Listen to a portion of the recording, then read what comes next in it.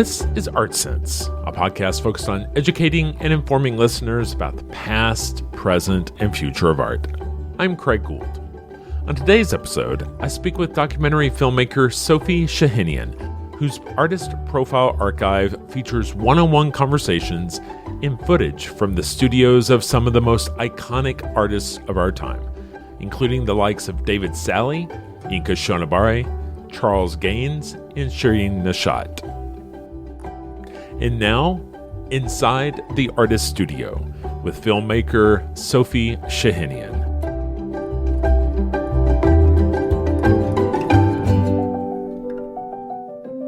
Sophie Chahinian, thank you so much for joining me today on the Art Sense podcast. Sophie, you're a documentary filmmaker. You love talking to artists. You've started the Artist Profile Archive, which is maybe that's a great first question, is you and tell me more about the Artist Profile Archive. A lot of times with artists, I have artists start with saying, if you're seated next to a perfect stranger at a dinner, in your case, maybe you're out in East Hampton at Guildhall Gala, and you're seated next to somebody you've never met and they have no idea who you are.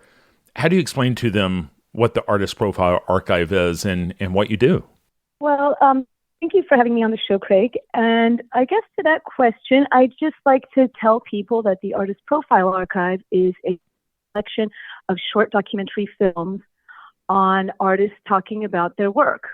And it's an ongoing project. People often like to ask, does the artist need to be alive? Yes, the artist does need to be alive. And it's just a way for people to learn about contemporary art, straight from the horse's mouth. And so in a lot of ways, it's similar to what I do here. But, you have the benefit of actually presenting the moving visuals, multimedia kind of experience for the person that's wanting to hear it straight from the artist's mouth, right? Exactly. But I'm jealous of your production time because you have the luxury of being able to turn things around more quickly. And I think it's a great collection that you've put together. Thank you. And, same to you. I mean, these sorts of conversations, it really is, it is a reflection of your taste, right? I mean, you're curating a collection of voices that you think deserve to be heard, right? So how do you choose? Well, on the one hand, there is an element of my choosing, but at the same time, there's often an element of serendipity involved as well. Sometimes things just lead one from the other kind of organically and naturally. I started out in graduate school and I started with some of the oldest artists who I thought would make for interesting interviews. And, as I wasn't able to secure their participation, it opened up to all kinds of artists who are just working today.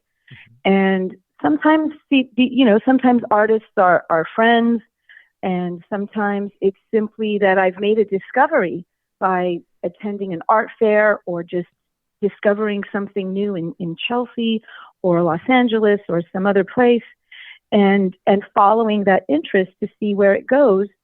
Oftentimes we do want to have an artist who has a solo exhibition at a gallery or a museum space because we do need quality B-roll that we shoot ourselves. Mm-hmm. So that becomes one of the necessary ingredients. But beyond that, it is, it does just kind of grow on its own at this point. Do you find that a lot of artists refer you to other artists, or do you have artists reach out and say, I love what you did with this other artist. Would you be interested in talking? I mean, does it come from the artist end, or is it usually more of, studio teams and galleries and other people that are kind of driving those interactions? I do wish that, Frank Stella would call me up and say, I love what you did. What are you doing on me? But that's not going to happen. And, that has even any other artist that has not happened that way for whatever reason. When we do things, for example, when we did a film for the Manil collection in Houston on Virginia Jaramillo. Right. The curator of that show called and said, we need something for the exhibition. Can you do a film on her? Mm-hmm. And there have been other instances in which we're commissioned by an entity, mostly museums, occasionally galleries, to make something for a specific exhibition or other kind of show. But a lot of times it's me having to pursue a lead or an interest and seeing if I can get the artist themselves interested, because a lot of times I find that working with a museum or a gallery, they don't come to you first. It's better to have the artist express the interest in participating to the gallery or the museum, because it doesn't really help for me to go to the gallery first. I've found that that's not as productive a way as talking to the artist first. I used to have a different podcast where it was strictly studio visits, and I would go, and it was kind of regional artists to where I live, and I would go and record in the studio, still just audio, but just imagining what your studio visits are like, because it seems like you do want to speak to these artists in their working space. I'm curious about what it's like when you roll in with your microphone and your cameras and your collaborators and your lights, and then ask the artist, act like we're not here, act like, just pick back up what you were doing before we showed up. How do you make the artist comfortable enough in that situation for it to be authentic? Well, we usually start with the interview, and then if we're lucky enough that the artist is willing to do a little work around us, that comes after we've had the hour or the hour and a half long conversation, so that it does feel very sort of spontaneous, because it is. And in the interviews, I always tell people that they will know all of the answers to the questions that I will ask them. And I start with the most basic thing, which is I ask them to state their name and their occupation. And part of the reason why I've always done that from the very beginning, because as you might have noticed, my name does not necessarily roll off one's lips, and it doesn't jump off the page either. So it does require a little guidance as to the pronunciation, which is why I'm very particular about all of the artists stating their own names. So when you start with that, your name and occupation, and then talking about your education, what was your first exposure to art, these are kind of like the entry questions. Mm-hmm. And it flows from there, and it just goes on. And by the time, we're with, like I said, hour and a half, after that, if we say, can you get up and give us some extra actions for B-roll, oftentimes they do want to do it. But I have to say that willingness to participate to that level is something that took a lot of experience on my part to even begin to ask, because when I first started doing these things, I was always trying to tell the artist that it was going to be the minimum amount of time. Right. They would just have to sit in a chair, answer a few questions, and we'd be gone. Right. Yeah. So fortunately, there's greater willingness to participate. And as a matter of fact, I think the best example of that is our most recently launched film on David Salle, right, which we shot all in London at the gallery where he had an exhibition and at his studio. And he was so willing to participate that that's part of the reason why that film turned out so well, is right, his level of participation as far as access, going to the gallery, doing a walk and talk, sitting in his studio, doing a seated interview, providing us with the archival photos. When it becomes a real collaboration in that regard, you really have a chance to do something really that becomes quite important to the artist. I just imagine that once you have a successful implementation and collaboration with an artist like that, where you're able to see how much richer the viewing experience is, given what he was willing to share, I imagine it's easier to ask for that level of participation the next time, for the next artist, because they can see the reward there, right? Exactly right. So, this happened slowly. We asked for some archival photos, and we got some really great archival photos. So then the next artist thought, okay, well, if I give some photos of me as a kid, then, that might work for them as well. So yeah, it kind of becomes these layers that you can access over time. That film with David Heifer, I found it really intriguing because I love seeing process, and I love understanding process, and he does a great job of explaining how his work evolved. But there was a point in that film where I was a little nervous for a nonagenarian to be walking up a flight of stairs that didn't have a railing. Well, good thing you didn't call the building inspector. It's so funny because David's studio is the top floor of his house. And his house that's probably the third staircase you have to climb in order to get there. And he just does it, without a thought. So it's really funny. And the reason, the door is the floor. So when he opens the door, he can right up to the floor of the studio. I was shocked, Craig, how small his studio is, especially in light of how gigantic his work is. I mean, enormous. It was really quite impressive. Tell me, where all do these interviews take you? Because, it seems like some of these are LA centric, some are New York and Hamptons centric, but, these conversations are kind of taking you all over, right? Yes. Yeah, they are. As a matter of fact, I just came back from Santa Fe, New Mexico, where I was interviewing Billy Zangewa, who has an exhibition at Site Santa Fe that just opened on Friday. And it'll be up until the middle of February.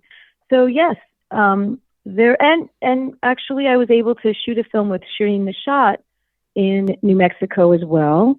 And then of course the film with David Heifer took place in London. So, New York, London, and LA tend to be the places where there are concentrated pockets of artists, and also great galleries and museums. So those are three kind of natural places where I happen to speak the language, and they work out well for contemporary art, Tell me about collaboration, because, again, like we said, you don't just show up with a microphone in hand. I imagine you're bringing a team, and it's probably important to have people alongside you that you trust to get the story right and to get the visuals right. Can you talk a little bit about the folks that you collaborate with? Yes, well, my primary collaborator is Matt Hindra, and we've done a lot of these films together. Matt has shot many of them. He's edited most of them. And we, in this instance, we did a film that is not strictly a profile. We did a film that's called The Making of Shirin Neshat's Land of Dreams. And we were able to go on location with Shirin and her filmmaking team and film behind the scenes. So Matt and I were able to go to New Mexico and do that. And honestly, had we not been working together for so many years before that, it would have been really difficult to do a project like that, because there are a lot of instances where you don't have the opportunity to plan something out, because we are just given access to whatever extent we are, and then we just have to make it work. And because we've worked together for so long, Matt already had a very good sense of what it was that I would want, and also what was going to cut together very well. And it was a very meaningful experience for us to work like that, because we often have the luxury of being able to plan something much in advance and then have it staged to our liking and that routine. But when you're working on a behind the scenes of a moving target like a film, then it's a completely different experience. So all of those years of experience together really came in handy And we were able to create a film that Shirin and Shoja, her partner, they really liked it. And they had it actually go around with the Land of Dreams exhibition to various museums actually around the world. So that's why that film has not joined the collection yet, because we were waiting for that exhibition series to be over. But now that it is, we will probably put that one on the website pretty soon. But that said, we are also working on a new profile on Shirin. So that's something that's in the editing stages now. But yes, so, that was a lot of fun because Matt and I, as I said, were on location in New Mexico with Shirin, but then we also got to go to Brooklyn and shoot her profile there. And she also has a wonderful filmmaking team who she has worked with a lot. But it's only in recent times that we've been able to add some more people to our list of collaborators, and we are slowly growing this, an A-team, as it were. Let me ask you a question that you say you ask, the artists that you sit down with, and that is, what was your introduction to art? Where did all of this start? Because obviously you wouldn't be taking on this size of project if you weren't passionate about art. Where did your story start, and how did you get to the point where you made your first film? Growing up in Los Angeles, which I did, Los Angeles County specifically, my aunts, my dad's sisters, often took me and my siblings to museums. And I think the first museum that I went to was the LA County Art Museum. And it was just, so many beautiful paintings all in one place. After that, I knew that I had an interest in, Impressionism or some art from artists who were long gone. But it wasn't until I had a serendipitous event take place, which was I ended up sitting next to an artist on an airplane once. And that was Eric Orr. And he was a California light and space artist. This was in the late 90s. And, I started talking to him, and I was in need of a job at the time. And, he said, you should come work at my studio. And to make a long story short, I did end up doing that for the last 15 months of Eric's life. And during that time, being in Venice Beach, California in the late 90s, there were all kinds of people there. Larry Bell, Ed Moses, Ed Ruscha, Ken Price, Lita Albuquerque. There are a lot of people on the west side of LA who were working at that time. And I noticed that when Eric spoke about his own work, it was so engaging and it was so accessible, and he helped you understand things in a way that didn't make you feel like you needed an education in order to appreciate. Because I did also feel, so then afterwards, once I did start working with him, I did start to feel this kind of elitism within the art world, where if you didn't have an education in art history and art making, you kind of felt like maybe you didn't have a right to be in the room. So I had been a philosophy major in undergrad, and having experienced that feeling of thinking I didn't have the right education for the job, I did go back to school. I went to graduate school for contemporary art, and I did the whole academic routine, the academic readings, the museum visits, the curator talks, all these kinds of things. And I thought, this is all very fascinating, but this is a different world from the world of listening to Larry and Ed and Eric chat about their work.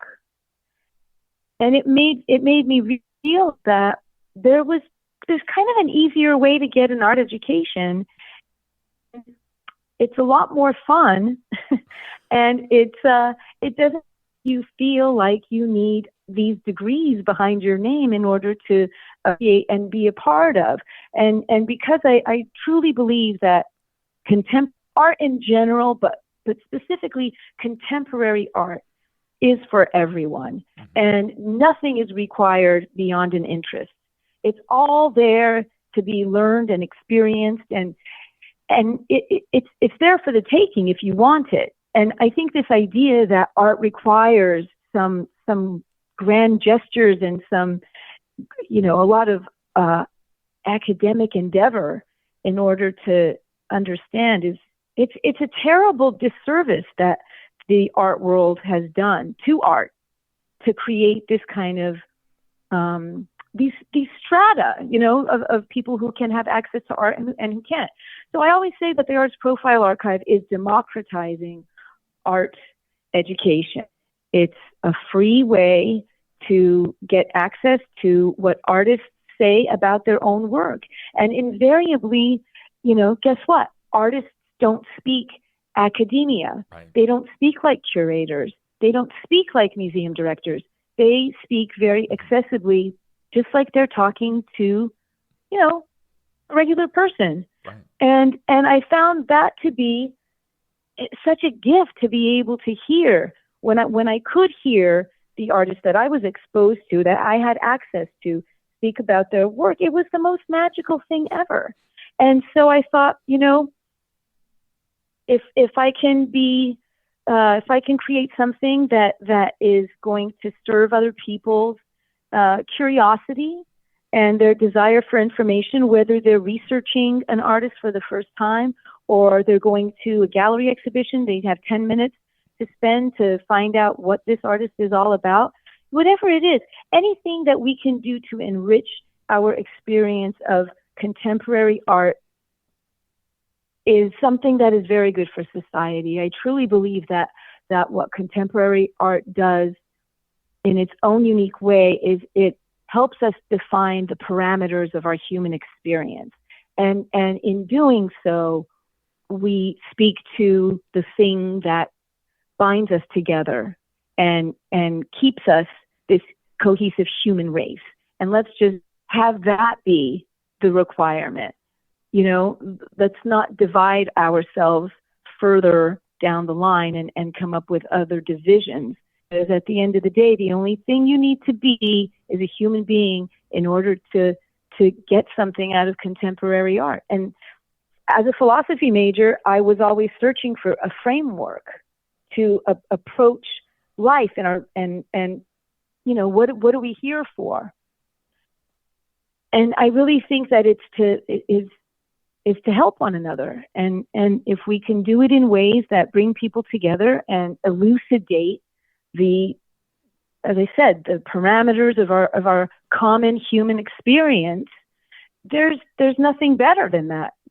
Because right now we're experiencing tremendous division and so many horrifying things. But I really do think that art sheds a tremendous light on the things that make life and our experiences, our interpersonal experiences, a lot more gratifying than other things can. Your answer has so many nuggets of gold in there. I couldn't agree more. And it reminds me, recently, sometimes I will watch artist talks in preparation for a discussion I might have with a particular artist. And I was watching one a couple of weeks ago, leading up to an interview I was going to have with someone, and it was an artist talk that took place in front of a crowd of MFA students, and it was the artist, and it was two academics. There was like a tenured professor and a young postdoc, and maybe it was the location, but the academics, especially the young academic, it's like he was wanting to kind of prove his academia chops, and it was so painful to hear the academics go back and forth instead of just giving the artist the opportunity to speak in terms that we can all understand. And it's not like we have to dumb down. Just coming from a place of authenticity and truth, there's so much authenticity and truth in the best art.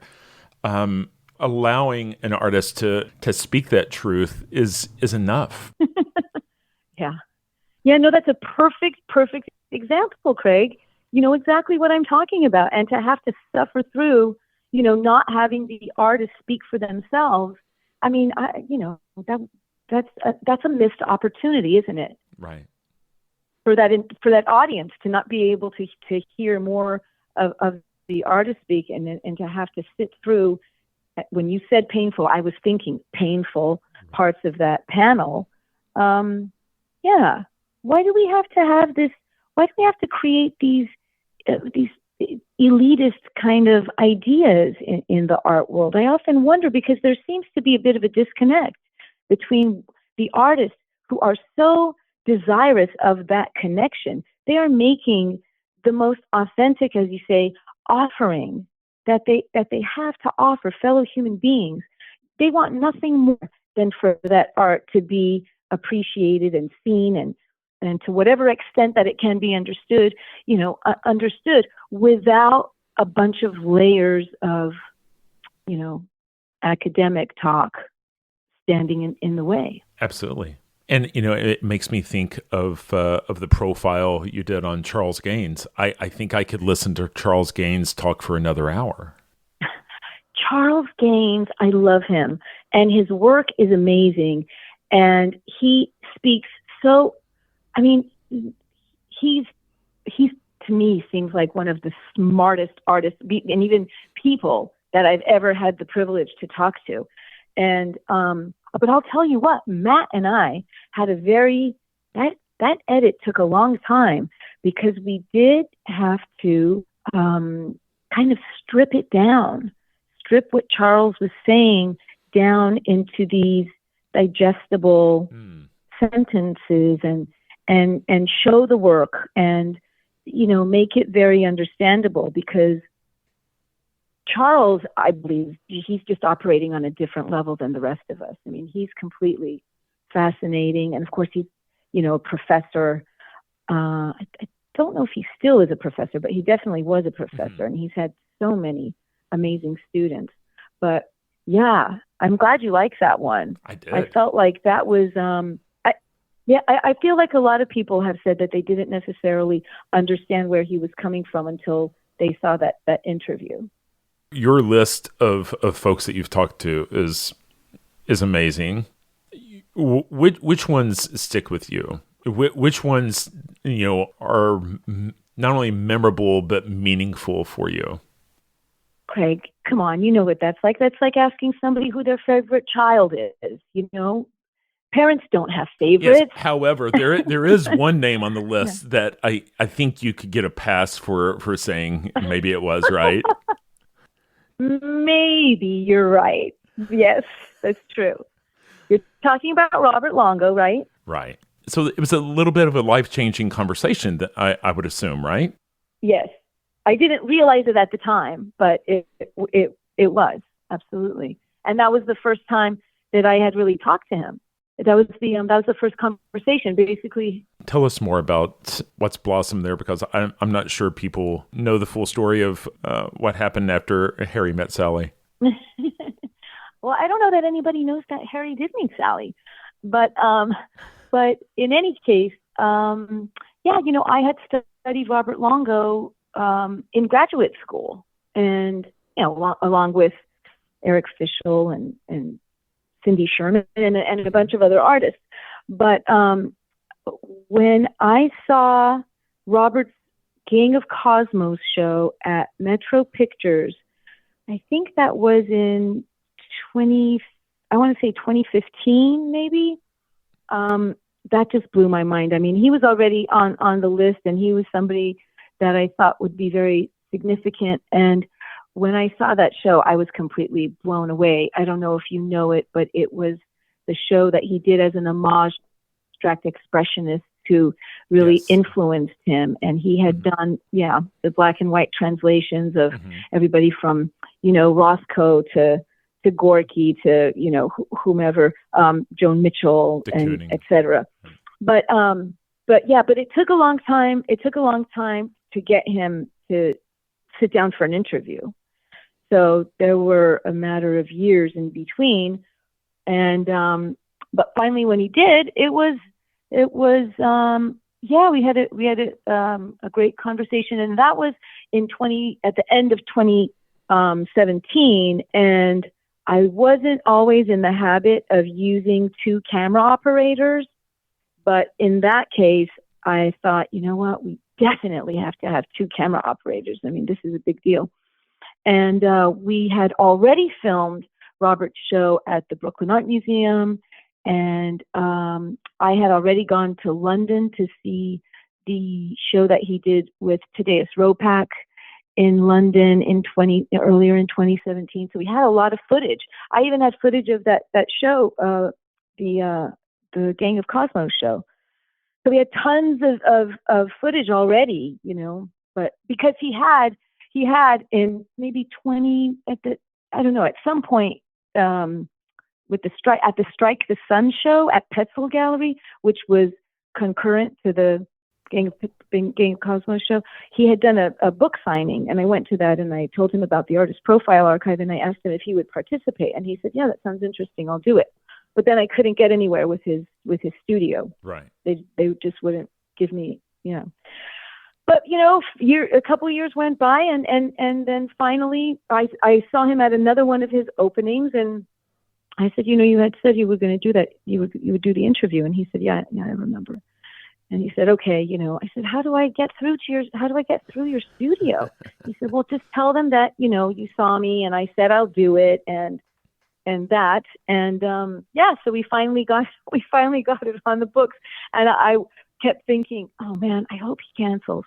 I hope he postpones it. I mean, it was like, you know, 6 days before Christmas or something like that. It was snowing. Matt and I were going to be driving out from East Hampton and all this. And I was so nervous. I just thought it might be better if we just push this off until next year.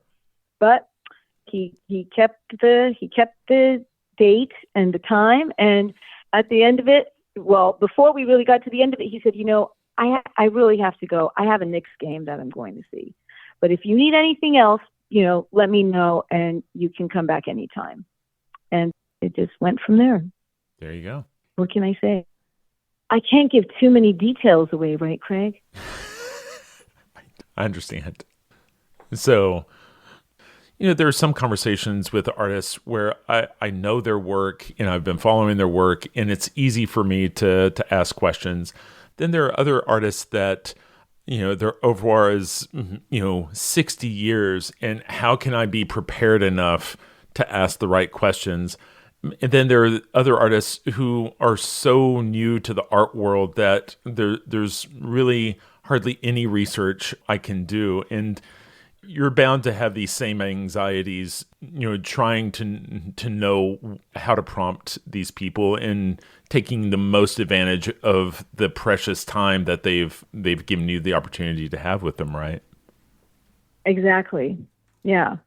I mean, fortunately, and I'm sure you feel the same, but the longer we do this, the less frequently we get that anxiety. Mm-hmm. But it is sometimes still there. And I always do wonder, you know, will I have enough time? Will I be asking the right questions? Will we have enough of a rapport where it's not like pulling teeth?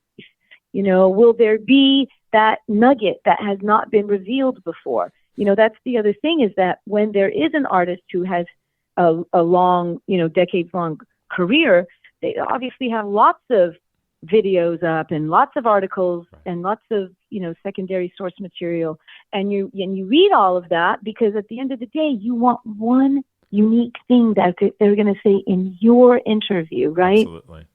Isn't that how you feel? Absolutely. Yeah, that's how I always feel. Like, am I going to be able to ask the one question that's going to get them to say something they haven't said before? Mm-hmm.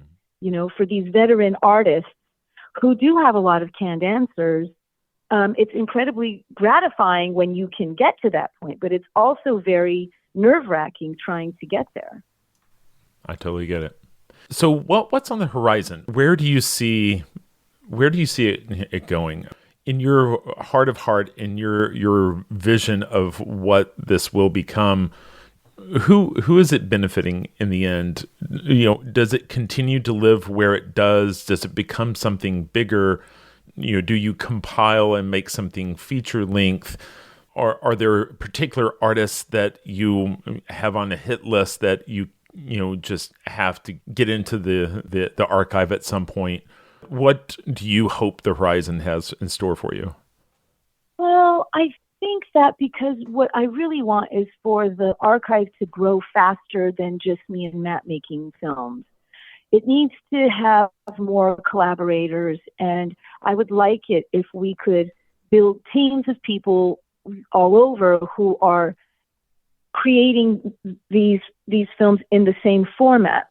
Because, as you gave the example of watching the panel discussion on the artist, and also how many films there are on YouTube that don't have very good production value. They don't have the good audio. They haven't been cut. They're just a panel discussion. And it's not, and it takes 50 minutes to get 5 minutes of information. I want the artist profile archive to become a known quantity where people know to go if they have 10 to 15 minutes and they want to get a lot of information and they want to see the artist and they want to be able to have some idea of the work and answer some basic questions, but also dive a little bit deeper and give some extra information that you would not be getting elsewhere. So in order for us to grow, we're just going to have to work with more people. And I'm not exactly sure how that happens, but I do feel like we're getting somewhere.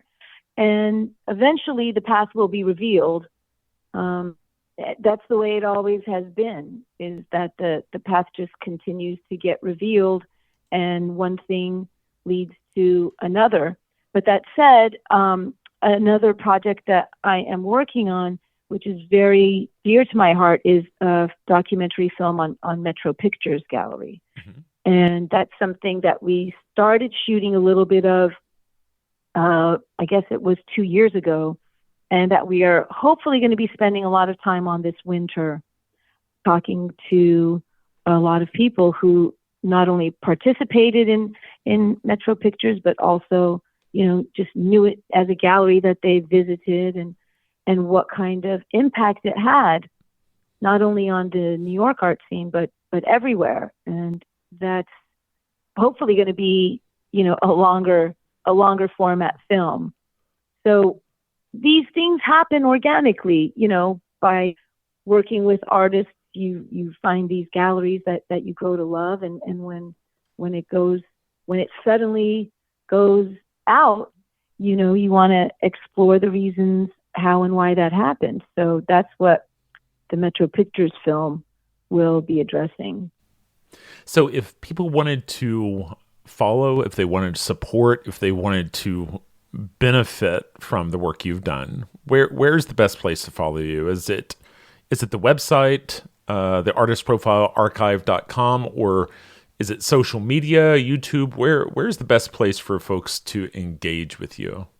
Well, I think that because the website, the artistprofilearchive.com, is a multimedia platform as opposed to our channel on YouTube, which is only the videos, we actually work with writers and we commission them to write original biographies, short format biographies that accompany every artist's video. And then we have a lot of unique content as far as behind the scenes photos that include some images of the artist's studio and some other things that we were not able to include in the final cut. And we even have audio of each film, so that if you want to just listen to it while you're doing something else, we have the audio file available on the website as well. But I am, but I can't really explain why this is happening. But, a month ago we had about 5,000 followers on Instagram, and right now we have 16.5 thousand followers on Instagram. Look at you go. It's the weirdest thing. I know. And I think it's because of the David Heifer film.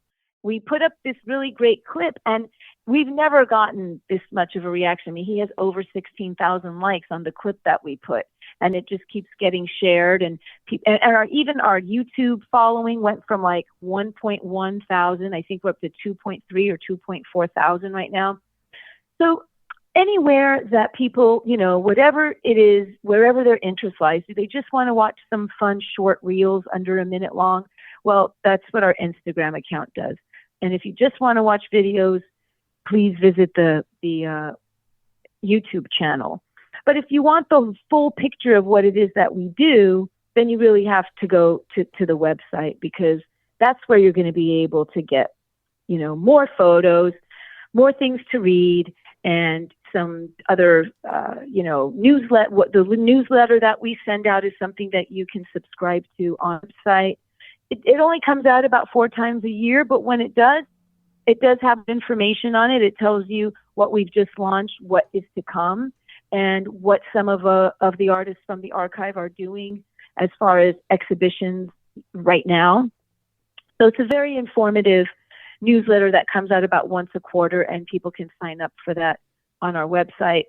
And I'm also going to mention that we are going to, for better or for worse, we're going to be adding that donate button to the website pretty soon. We just have been, we just got approved by Fractured Atlas, and they are our nonprofit fiscal sponsor.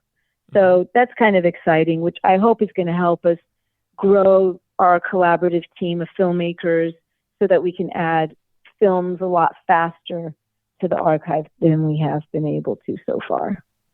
Well, you're doing good work, Sophie. And so I really appreciate you taking time out of your schedule to talk to me about this amazing work, these amazing voices. It's exactly the kind of content I love to consume. And, I wish you the best of luck, and, hope sky's the limit for you. Thank you so much, Craig. That means a lot to me, because I do feel like, you and I we're kindred spirits. We're doing something very similar. And it sounds like we have similar ambitions for what art can achieve. And the more people we have doing this, hopefully together we do achieve our goals. And I know that you know how much effort goes into all of these things.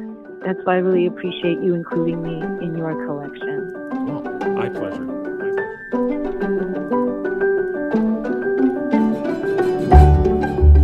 That's all the time we have for this week.